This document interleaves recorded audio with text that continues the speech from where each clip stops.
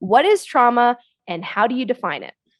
Great question. And let's start with what is not trauma. Okay, that's good. I like that. All right. So when we think of stress, many people think of stress as trauma, and that's actually not true. So the way that the body is designed, we have survival responses. And we have three states of our nervous system. One state that most people will be familiar with, they've probably heard of the rest and digest state, parasympathetic state.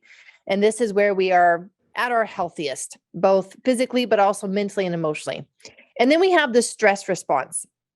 The stress response is something that we go into, our bodies go into that state when we have some type of startle. So there's this startle of, oh my goodness, there's a danger, there's a potential danger, or I'm just about ready to spill my coffee, or oh no, like this car may hit me, right? Like there's this initial startle response. That is stress.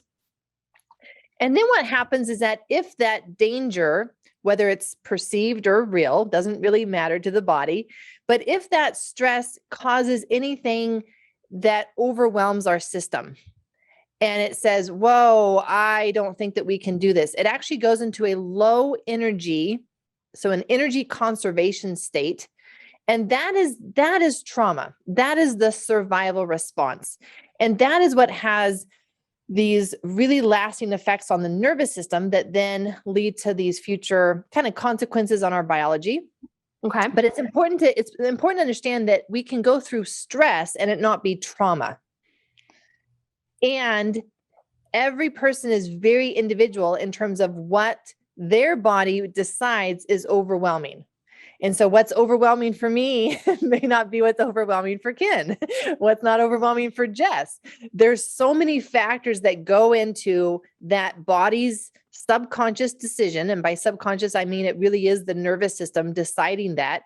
There's so many different factors that go into that decision of, is this overwhelming or is this not? And that really then becomes our definition of trauma, which gets us out of any story, gets us out of any comparison. Well, I didn't go through as bad of an experience as her, so I should be okay.